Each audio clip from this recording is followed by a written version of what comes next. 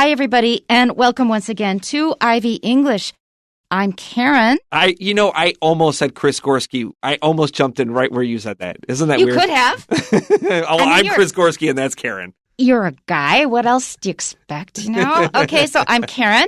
And I'm Chris Gorski. And today is August 9th, and we're going to talk about a place you really should visit before you leave this world. That's so funny. We were talking a little before the show, and we're like, oh, you also said that, and I also said this. And at the very bottom of my article, I wrote, this is a place you have to visit before you die. You need to go there. This has to, and I've never been there, so I need to follow through. I tell you the truth, I've been over Asia. I have not been to Europe at all.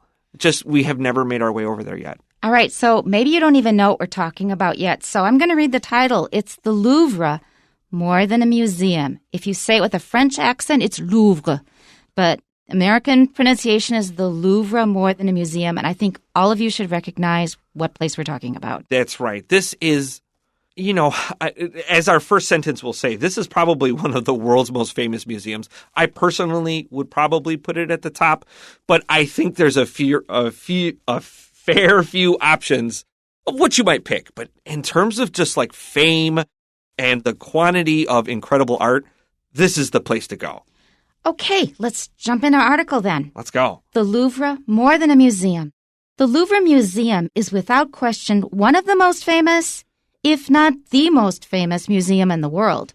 Located in the heart of Paris, it boasts one of the greatest collections of artwork. People visit to see famous masterpieces like the Mona Lisa and historic statues like the Venus de Milo. But how did this museum become the center of the art world?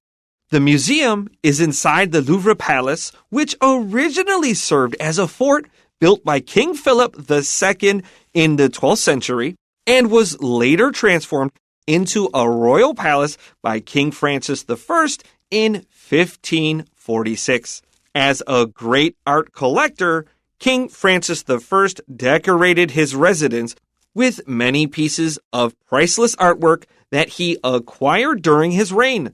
The palace was expanded several times by subsequent monarchs, and more works of art were added to it over the years. However, only nobles were able to admire the fabulous pieces of art until prominent French thinkers began to call for public displays of the royal art collection during the Age of Enlightenment in the 17th and 18th centuries. While some temporary displays were given to the public, it wasn't until the French Revolution that the Louvre Palace was established as a permanent museum. Since it became officially accessible to the public on August 10, 1793, the art collection has drastically increased in size. Historical artifacts seized from places conquered by the French army at the time were brought to the Louvre Museum to be put on display. While many of these valuable items have since been returned, you can still find some on exhibit today. The next time you're in Paris, be sure to visit the Louvre Museum to see magnificent art and learn about the past and present. And that's a really, really good suggestion. And I've been to Paris a number of times, and I planned out our schedule pretty carefully, went with my daughter to the Louvre on a Monday. And? It's not open on Mondays. Oh, well, there we go. So again, I've never been to Paris.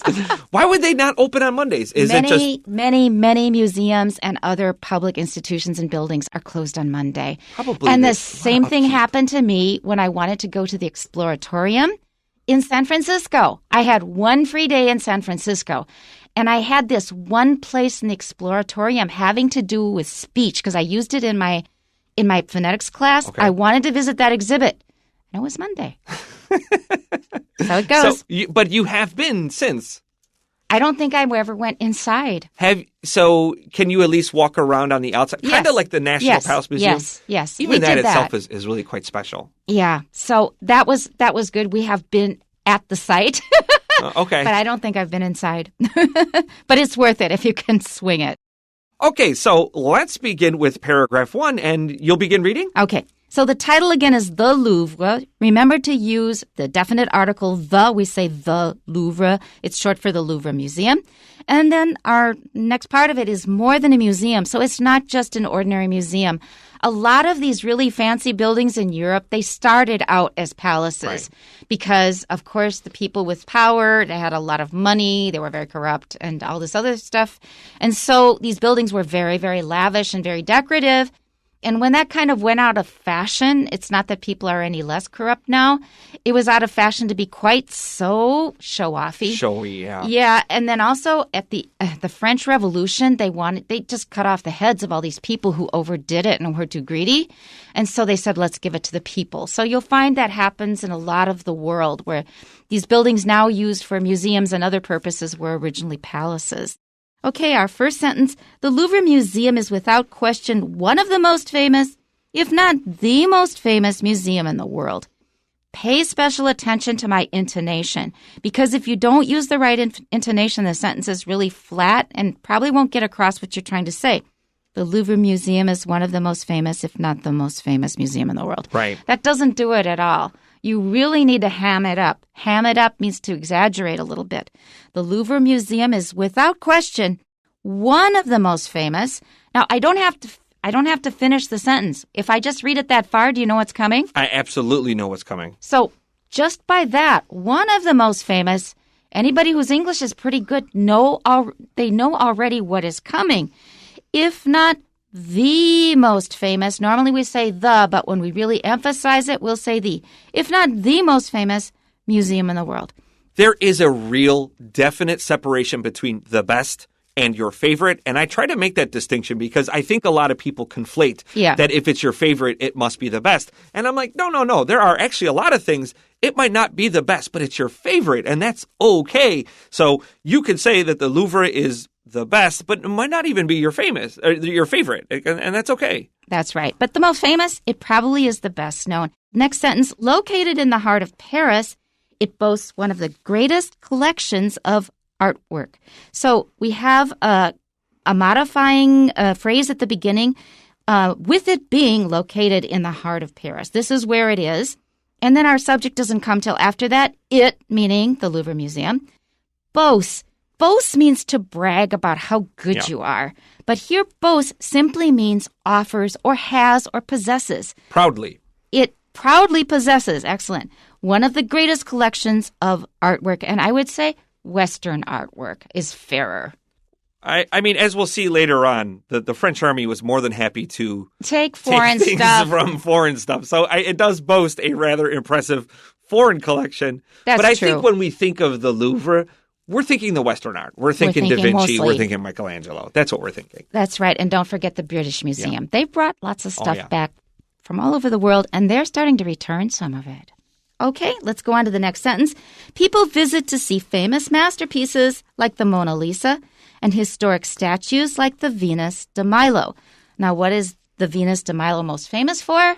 No arms, right? And I think, didn't originally have arms and they broke off? Yeah. A lot of these things that, like those busts, those beautiful gray-white busts, we often think, oh, wow, it's a really special style they had. No. Those used to be colored. They were brightly colored. Brightly colored. Very strong, showy, clownish, garish colors. But over the years, those paints have faded. And now in many ways, I have to say it has to be more iconic in this color. I almost don't even want to see it with those colors originally. They look kind of garish and cartoonish. Garish, right. Garish is such a good word. Garish is kind of so colorful that it's ugly. It looks like a clown blew up. It's kitschy. It's not really high-level art when you see all those colors, but it's also very impressive.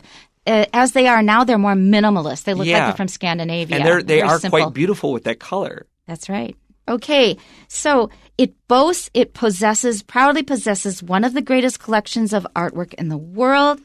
I would say the British Museum is a close competitor because I have been inside that one and I was amazed. I think that is a very fair comparison. The Vatican, maybe the Forbidden City, if you just consider the building itself, the National Palace Museum. But if you're putting the Louvre out of the top 10, I think you're out there just to annoy people. It's definitely in the top 10, maybe top 3, like you were saying. Okay, so before we head over to paragraph 2, I just wanted to share a very mini story here. So the Mona Lisa is, of course, mentioned in paragraph 1.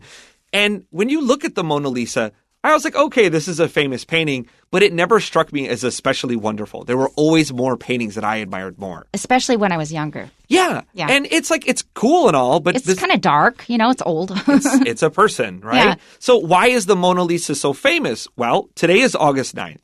But on August 21st, 1911, so the anniversary is coming very soon, the Mona Lisa disappeared and people lost their mind. Yeah. Before the Mona Lisa disappeared, it was a painting from Da Vinci who was famous, but it was kind of a forgotten painting. But there was this Italian painter who he couldn't stand that this beautiful Italian masterpiece was sitting here in France. And so he stole it. And the Louvre closed for a week. They were looking for it. They thought maybe someone just hid it because this was the day that you could just pick up a painting and walk around with it. What year was that? This is 1911. Okay. And when the Louvre opened back up, there was a huge firestorm of people who would come just to stare at the blank wall where the Mona Lisa used to sit. And a big white canvas. It was a blank wall. And people said, this must be a really special painting. This is before you could easily see these paintings. And so people went into this panic. 2 years later, the police get a tip that someone's trying to sell a really famous painting that this art dealer didn't feel comfortable. And sure enough, it was the Mona Lisa. And when it was returned, people crowded the Louvre to see this incredible masterpiece. And it's been as famous as it's ever been since that day. What a great publicity stunt. What a ridiculous story, right? It's like, I got to see this painting that I've never heard of. Publicity stunt? That means that something happens and you think it's a terrible accident, but they did it on purpose just to make more money or bring in more people, make it more popular. Okay, the last sentence of the first paragraph. But how did this museum become the center of the art world?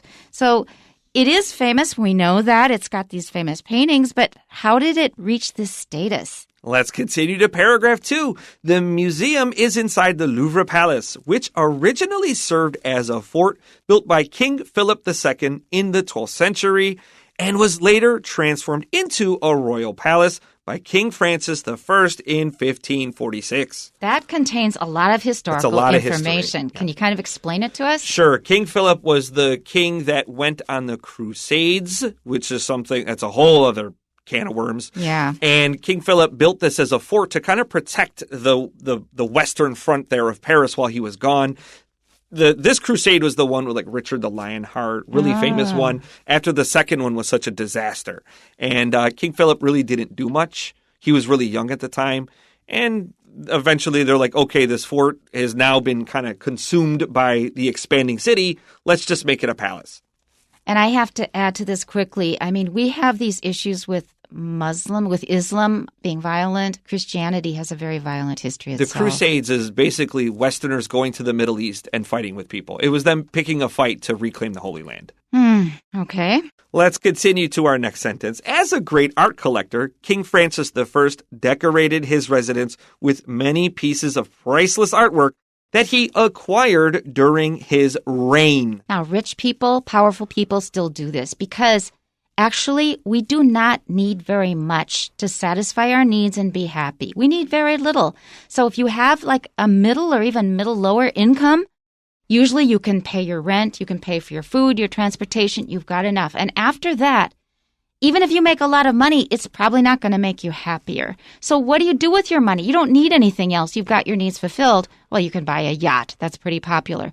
But a lot of rich people invest in expensive, precious art. There is a fantastic podcast from Planet Money who talks about, they talk about why people buy expensive, extremely expensive pieces of art and then just stick them in a warehouse, never to be seen. They have no place else to put their money. Well, part of it is you now have a solid asset. It's kind of like buying gold, but gold goes up and down. Priceless artwork, you can eventually flip for a few $1,000,000. It's almost like buying a unique insurance policy because at any time you could pull out this Da Vinci or Rembrandt and flip it for a few million should things ever get too hairy. But that's kind of dumb to keep it hidden because the whole purpose of art is enjoying it and viewing it. Okay. Let's continue to our next sentence. The palace was expanded several times by subsequent monarchs, and more works of art were added to it over the years. A monarch is when a single person runs the whole show. If there is just one person running the whole country, we call him a monarch, and it's usually a him. And that M-O-N, of course, is the Latin for one. And then we also, in the last sentence, we have the word reign, R-E-I-G-N. That just means to rule. And it's related to royal and a lot of other words like that. Okay, so that's the second paragraph. On to the third. However, only nobles were able to admire the fabulous pieces of art until prominent French thinkers began to call for public displays of the royal art collection during the Age of Enlightenment in the 17th and 18th centuries. So that was the time when the monarchy was just knocked over, and they said, we've got to give things to the people. Okay, so a mini timeline of Western history. You have Rome. We're going to start from Rome around the Han Dynasty. After Rome falls around 400 AD, you go into the Middle Ages where a lot of society breaks down. The church has a lot of power. Eventually, that power starts to break, and you have what's called the Renaissance, and that's where you get all these really famous paintings from. When we think Mona Lisa, Venus de Milo, that's the Renaissance. After the Renaissance starts to kind of slow down, you have the Age of Enlightenment where science takes control. Science becomes God. And then after the Age of Enlightenment, that's when you get the really romanticism stuff. And then you end up in like the 18th century with Charles Dickens. And then here we are. Here we are. Okay, so the Age of Enlightenment is a period when they were really spreading education and learning. And that's extremely, extremely important for us in the West. And from the West, it also spread to the rest of the world. This is a really important and honestly, frankly, cool time. In terms of like studying history, I really like these guys because they're challenging the old ideas. And like I said a minute ago, science is now your God. And that's dangerous to challenge any existing ideas. While some temporary displays were given to the public, it wasn't until the French Revolution that the Louvre Palace was established as a permanent museum. So that's when they had a revolution. They were destroying everything that was related to the people who had money and power, and that's when that came about. However, they did not destroy the art itself, which makes me think of the Cultural Revolution. Here are two different very similar cause, but two different paths, right? And so we have these people looking to upend power, and they look at these symbols of power, the palaces, the art, and instead of saying, burn it all down, they say, well, give it to us. Give it to the people. And I think this is a really smart thing. Think of how much history could have been lost should people been more destructive.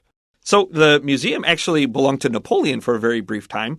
And from 1803 to 1815, it was called the Musée de Napoléon. Oh, yeah, there we go. Napoleon had his own place. Okay. All right, our final paragraph. Since it became officially accessible to the public on August 10th, that's tomorrow, 1793, the art collection has drastically increased in size. All right, so once they got it going, then they started expanding it, kept on adding to the collection. It got bigger and bigger, more and more pieces. Our next sentence, historical artifacts seized from places conquered by the French army at the time were brought to the Louvre Museum to be put on display. Okay, I think that's pretty straightforward, and that's definitely what countries do. And in their imperialist period, they went and they started up colonies. They went to different countries, and they claimed the land for their own, and they extracted as many resources as they possibly could, both natural resources and artistic ones. Pay attention to artifact. An artifact is usually anything that we use in our everyday lives in the past, in history. Later on this month, we'll talk about combs, and those combs are artifacts. As much as we think of them as not important, it gives us an insight to the way people live their lives in the past, and so it's a historical artifact. They are things that are made by people, and we take them for granted now because we think the world just is this way, but they were invented at some certain period. Let's continue. While many of these valuable items have since been returned, you could still find some on exhibit today.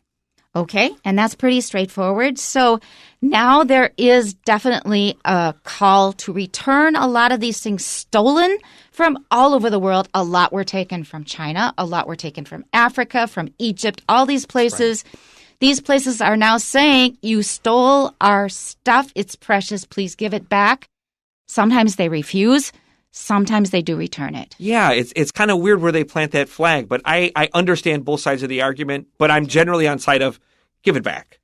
As long as it's going to a place where you're going to take care of it. This is not straightforward. It's tough. It's not straightforward. I agree. This is a tougher article. A lot of these places are unstable, extremely unstable. Look what happened to Afghanistan.